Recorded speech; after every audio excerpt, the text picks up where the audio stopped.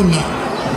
ঝিনাইদহ 1 আসন, এই আসনে 11 দলের পক্ষ থেকে আমরা ঐক্যবদ্ধ হয়ে মনোনীত করেছি আমাদের ভাই জনাব মোহাম্মদ মতিউর রহমান।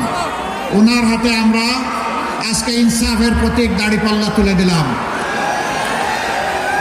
ইনসাফ জিন্দাবাদ, ইনকিলাব জিন্দাবাদ।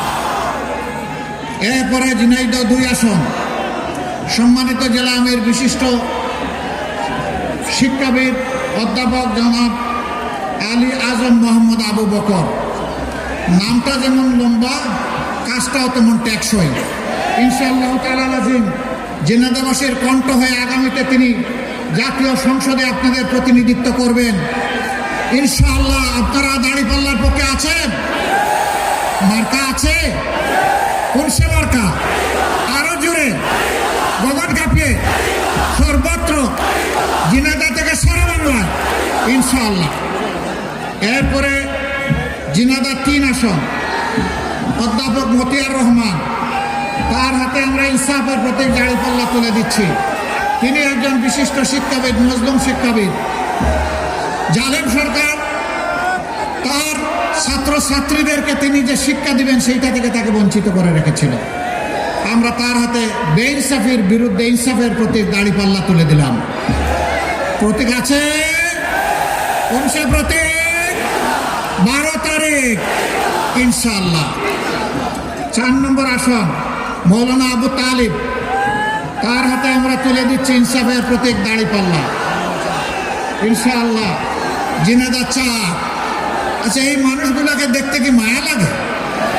ভালো মানুষ মনে হয়, দেশপ্রেমিক মনে হয়? তাদের পাশে থাকবেন, হাতকে শক্তিশালী করবেন ইনশাআল্লাহ। দাড়িপাল্লার বিজয় ছিনিয়ে আপনারা 12 তারিখ বাসায় ফিরবেন এবং শান্তির ঘুম দিবেন, তাই না? না, বাসায় ফেরার পরে ভালো করে উযু করবেন, 2 রাকাত সালাতের জন্য নিয়ত করবেন, 4টা সেজদা দিবেন, বুক ভরা আবেগ আর চোখ ভরা পানি নিয়ে আল্লাহ তাআলাকে বলবেন, হে আল্লাহ, এই বিজয়ের জন্য তোমার দরবারে অসংখ্য শুকরিয়া।